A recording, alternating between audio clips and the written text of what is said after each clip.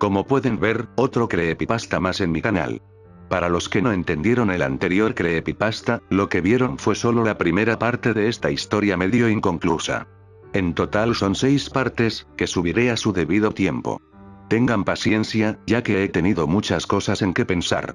Pero bueno, no nos vayamos del tema, y mejor disfruten del video. Nos vemos al final.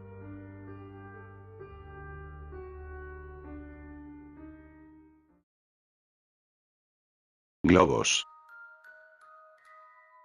Cuando tenía 5 años, asistí a una escuela primaria que, hasta donde podía entender, estaba enfrascada en la importancia de aprender por medio de la actividad. Era parte de un programa nuevo diseñado para posibilitar que los niños se desarrollaran a su propio ritmo. Para facilitar esto, la escuela alentaba a los profesores a que confeccionaran planes de estudio inventivos. A cada profesor se le daba la libertad de crear sus propios temas, los cuales estarían en efecto por la duración del año, y todas las lecciones de las diversas asignaturas estarían diseñadas con el espíritu de este tema. Los temas recibían el nombre de grupos. Había 4 grupos: espacio, mar, tierra y comunidad. El grupo en el que yo estaba. En los grados preescolares de este país no aprendes mucho además de cómo atar tus zapatos o cómo compartir, así que la mayoría no es memorable. Solo recuerdo 2 cosas con claridad: que yo era el mejor para escribir mi nombre de manera correcta, y el proyecto Globo, que había sido la marca distintiva del grupo comunidad. Era una manera lista para mostrar la forma en la que una comunidad funcionaba en un nivel muy básico. Quizá has escuchado de esta actividad. Un viernes al comienzo del año, llegamos al salón y vimos que había un globo inflado con helio atado a cada uno de nuestros escritorios. También había un marcador, un lápiz tinta, un pedazo de papel y un sobre. El proyecto consistía en escribir una nota, ponerla en el sobre y atarla al globo, sobre el cual podíamos hacer un dibujo si queríamos. La mayoría de los niños comenzaron a batallar por los globos porque querían diferentes colores, pero yo empecé con mi nota, pues había pensado mucho sobre ella. Todas las notas tenían que adherirse a una estructura vaga, pero se nos permitía ser creativos dentro de esos límites. Mi nota decía algo como esto: hola. Encontraste mi globo. Mi nombre es, y asisto a la escuela primaria. Puedes quedarte con el globo, pero espero que puedas escribirme de vuelta. Me gusta Mighty Max, explorar, construir fuertes, nadar y mis amigos. ¿Qué te gusta a ti? Escríbeme pronto. Aquí tienes $1 para el correo. En el dólar, había escrito para las estampillas a lo largo de la parte frontal.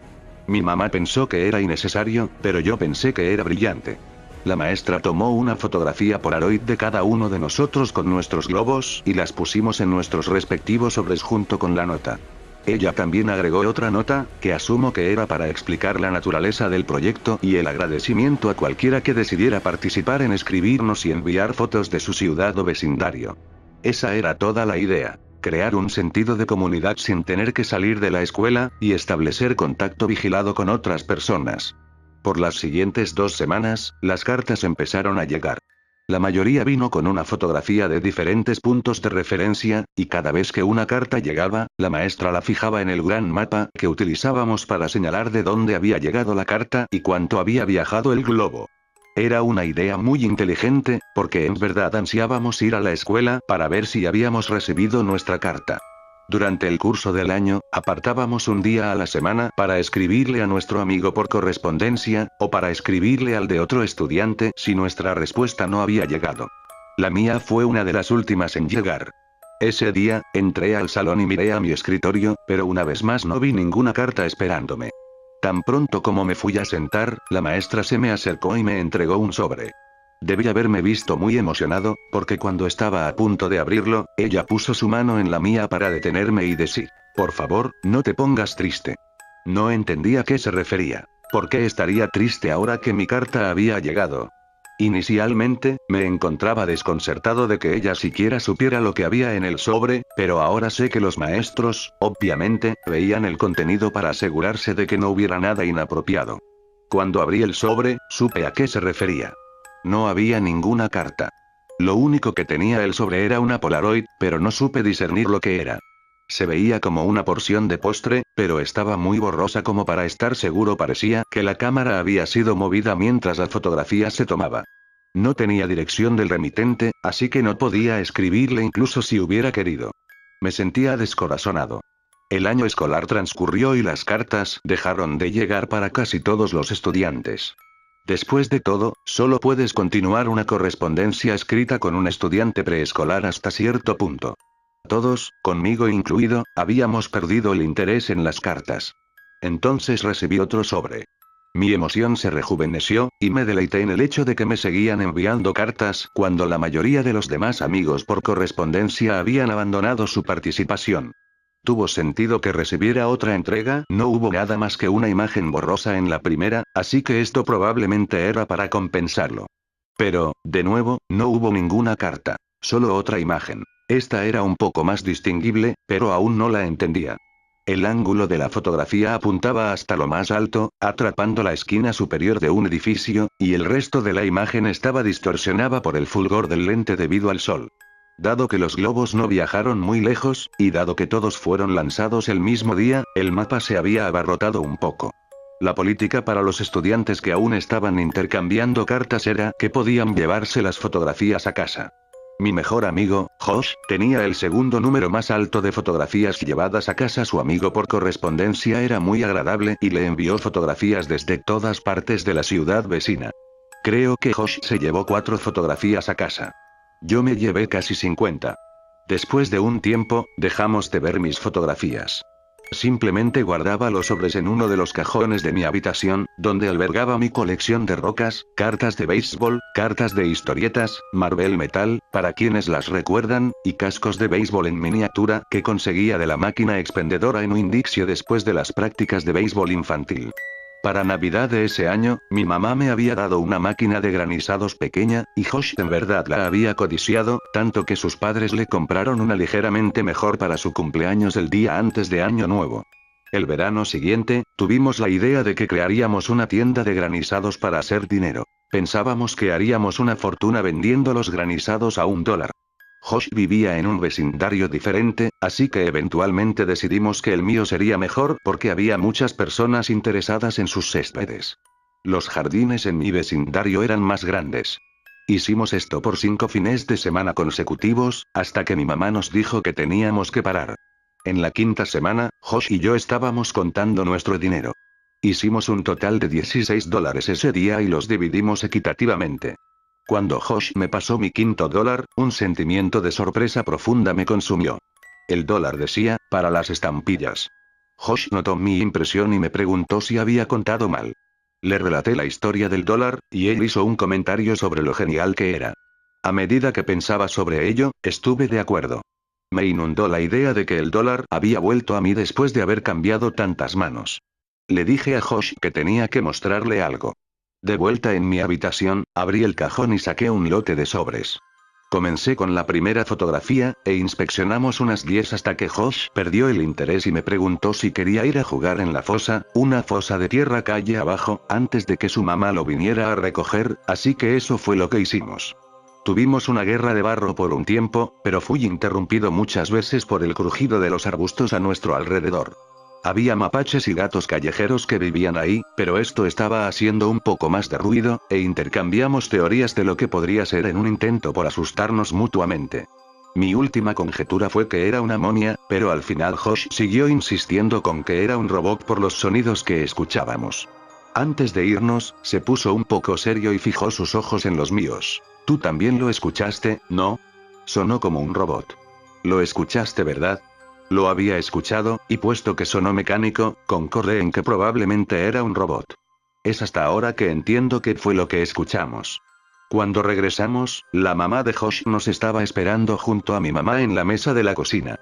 Josh le dijo a su mamá acerca del robot. Nuestras mamás rieron y Josh se fue a casa. Mi mamá y yo comimos la cena, y luego me fui a la cama. No me quedé en la cama mucho tiempo antes de salir por debajo de las sábanas y decidir que, a raíz de los eventos del día, iba a revisar los sobres. Todo el asunto me parecía mucho más llamativo ahora. Tomé el primer sobre, lo coloqué en el suelo y puse la Polaroid de postre encima. Coloqué el segundo sobre a un lado y le puse encima la Polaroid con el ángulo extraño del edificio. Hice esto con cada una de las fotografías hasta que formaron una cuadrícula de 5-10. Me habían enseñado a ser cuidadoso con aquellas cosas que estaba coleccionando, incluso si no estaba seguro de su valor. Noté que las fotografías, gradualmente, se hicieron más discernibles. Había un árbol con un ave en él, una señal de límite de velocidad, cables eléctricos, un grupo de personas caminando en un edificio. Y luego vi algo que me irritó tan poderosamente que, mientras escribo esto, puedo recordar con precisión el sentirme mareado, solo capaz de rumiar un pensamiento insistente. ¿Por qué estoy en esta fotografía? En esa imagen de un grupo de personas entrando a un edificio, me vi a mí mismo sosteniendo la mano de mi mamá al final de una multitud de personas. Nos encontrábamos hasta el borde de la fotografía, pero innegablemente éramos nosotros. Y a medida que mis ojos se sumergieron en el mar de Polaroids, me sentí todavía más ansioso. Era un sentimiento bastante raro. No era miedo, era el presentimiento de que estaba en problemas. No estoy seguro de por qué fui embestido por esa sensación, pero estaba sentado ahí luchando con la noción indiscutible de que había hecho algo malo.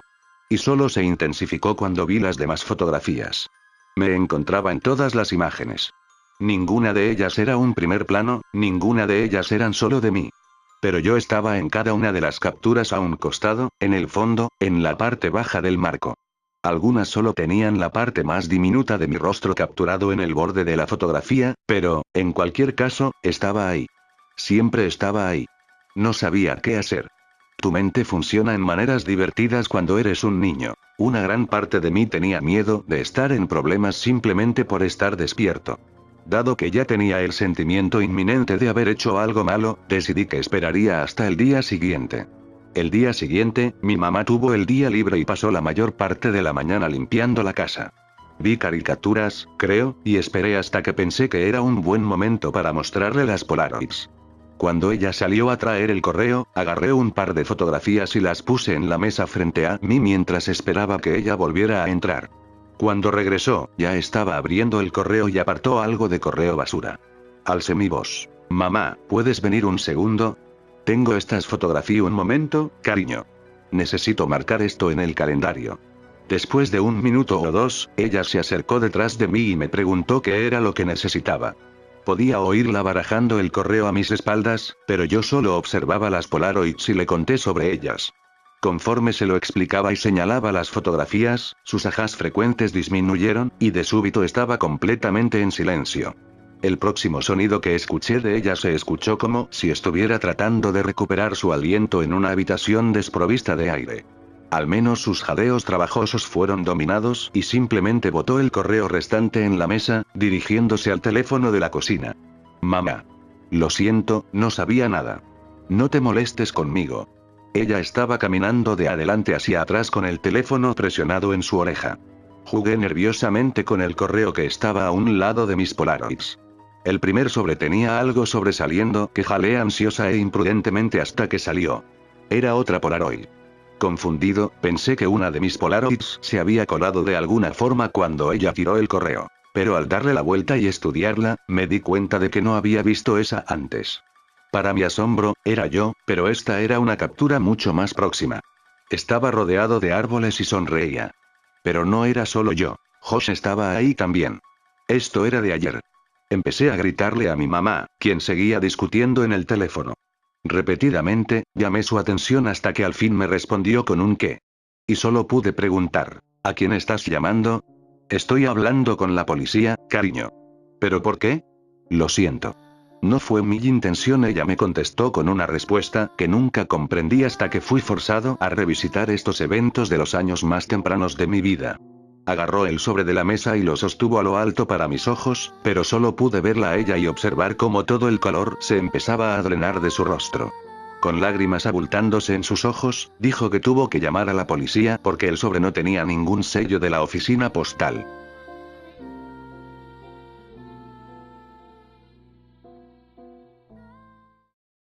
Bueno, esto ha sido todo por el momento.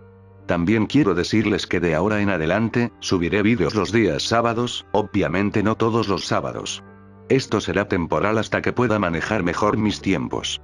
También les aviso que por el momento, el video del gran golpe, tardará un poco más en subirse ya que quiero arreglar ciertas cosas. Y por cierto, el video tendrá una duración de casi 40 o 50 minutos de duración. Así que no se podrán quejar del tiempo. Sin embargo, hacer ese tipo de vídeos con esa duración tarda bastante, y apenas tengo tiempo para dedicarle al canal.